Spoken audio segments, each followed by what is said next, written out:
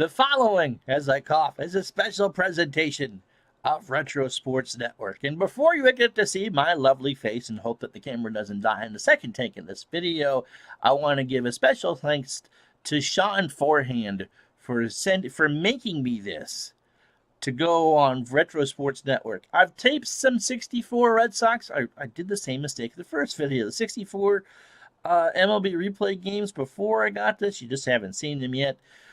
But this will be the intro now to every video. Thank you so much. It's wonderful, and I so appreciate it. As soon as I can make up a musical interlude, I will.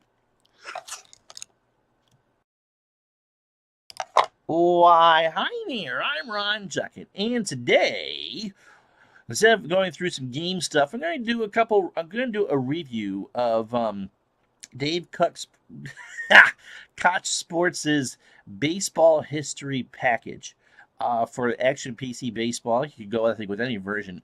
The wonderful thing about the Action PC Sports line, is that it works with any version of the game. So you don't need to have the 2017 version to use it. It probably, for draft purposes, it probably makes the most sense. But I think theoretically you can do it for any of the versions. You have to do more work with it with an older version. Essentially, what it is, if you're familiar with Stratomatic and their computer game, they offer annually for 50 some odd bucks basically a generic Chevy card. Not a basic card, but the regular computer assembled card for every player that's played in Major League Baseball history from 1876 to now. This is Stratomatic. For the modern players such as Clayton Kershaw or Bryce Harper, they are, they're normalized to a certain year. If their usage isn't right, it won't give them a full 162 games and a full load of innings. But if you don't worry about usage for that sort of project, it works fine. The problem with Stratomatic is that you have to, in order to get the new players and the new cards, you have to buy the Baseball History Collection every year, which runs into some money because the older players don't change, the newer ones do. But that's the way that Strat works. With this, I don't know what he's going to do for an update every year. You buy for the same 50, 55 bucks. I got the early bird special. I think I paid 35 for it. You have I think there are 4 or 5 databases that come with it, season files. Some of them are blank, such as the entire master file. Everyone who's retired, that's the key distinction here, is that they're only retired players. Anyone who's retired from Major League Baseball history through 2015, so from 1876 through 2015, you have now a virtual card from Action PC Baseball. He has it split down for people who have played more than 500 at-bats in a certain amount of games and innings pitched, so you can get rid of some of the scrubby type players, and he has a smaller file of people, baseball lifers, 5,000 at-bats, X amount of innings, or X amount of games played. So that's probably the one that people, I think, would use the most. Also included are all decade teams, that comes with a full schedule that's already made, and the best teams in franchise history, or franchise players. So you could have further. I think the Red Sox have both Manny Ramirez and Ted Williams and Carl Yastrzemski in the same team. The Yankees obviously have to deal with, Joe DiMaggio, Lou Gehrig, Mickey Mantle. So they, I believe they're normalized over a 7-year period and all that.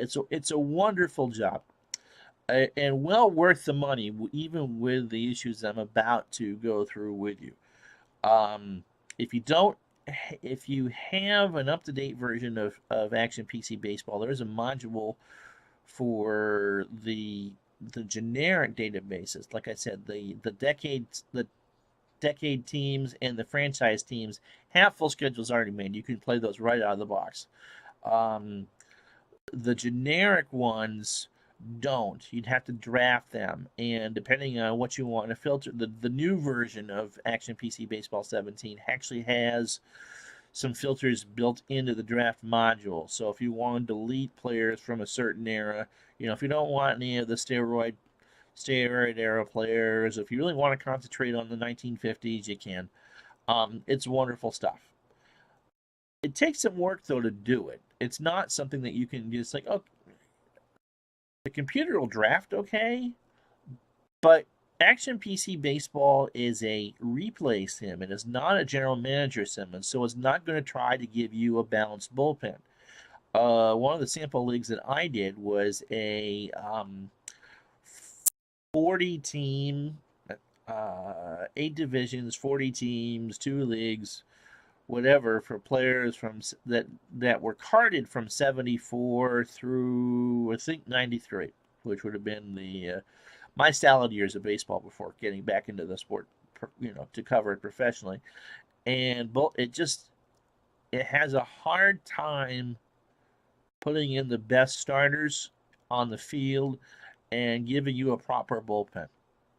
And that is because it's hard to smooth. I mean, you're not going to play one of these things and have Louis Pujols on your roster.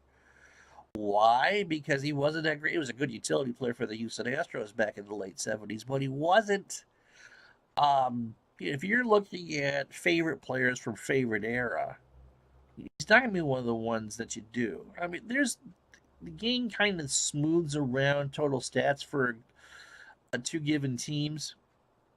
And because there's good players and bad players on each team, or average players, you get a good representation. And over the course of a season, especially if you do an as-played replay, you're going to get good numbers because you're forced to use players that you wouldn't necessarily use. Is your last available pitcher the one with a 6.55 ERA? Well, you got to use him because everyone else is tired, which is the way that baseball should be. You're on the bench with a guy that, has a 174 batting average. Well, he's your last available pinch hitter. You got to use him. And in these what-if leagues, you don't have that, you can work around that luxury. You want Carl Yastrzemski to be your primary pinch hitter? You can. And he's going to be good. And so the numbers kind of get out of whack, and you really have to micromanage these things, which is not necessarily the case with the stock replay. That's not a fault of the game. The game does what you tell it to do, but because it's your universe, you are introducing variables that are extreme, whether you mean to or not. Just because, let's face it, you're drafting the players that you want to enjoy. So it's much more, certainly as a what if. It's not, it simulates, it plays a very good game of baseball, but it's not used to dealing with those sort of extremes. So if you're willing to put in the work in order to make this go, then it certainly is worth it. No complaints either. No complaints. The stats aren't going to look right. You can look at it and say, well, how come so-and-so hit 50 homers when they only hit 35 in real life? Or how come this 300 hitter only hit 250? Because you're basically smashing together the irresistible force against the immovable object. It is the best against the best, and something's got to give. Like I said, there aren't any really. You aren't going to want to put together a team of modestly average players. You're going to want to put your favorite players, and you're going to want to put the best players, and have the chips fall where they may. And there's nothing wrong with that, but it can be a little frustrating. And for me personally, I thought about doing something. A project online with it, it gets a little boring because either you have fantastic pitchers who get lit right up, or you get fantastic hitters who get shut down. And for me, there's no really happy medium. There's nothing wrong with that. I mean, I'm not dissing the purchase at all. I might do something with the teams just to do some stuff. But as far as, if you're looking to say, I don't have a particular season, and if I draft this, I can make the season or whatever, buy the season. There's enough sales. Buy the season. You wait long enough, you can get a season for $6, $7, $8. You get a decade for $40. Buy the season. It just makes it easier. Because I think that's the strength of Action PC Baseball. Of all of Dave's games, as a matter of fact, is that they replay so well. But a lot of that has to do with the algorithms inside the programming, and I think they've done a magnificent job. But to sum up, you're going to need to do some work in order to get what you want out of it, and then don't expect the numbers to be. I mean, they'll be close. They're not. I'm not dissing what the game engine can do, but when you throw extremes against each other, it doesn't necessarily normalize. And you're going to have to, I think, in order to give it a fair shot, do a lot of micromanaging of other teams' rosters to make sure that they have the full complement of bullpen and catchers and bench players and all that, because it's tough.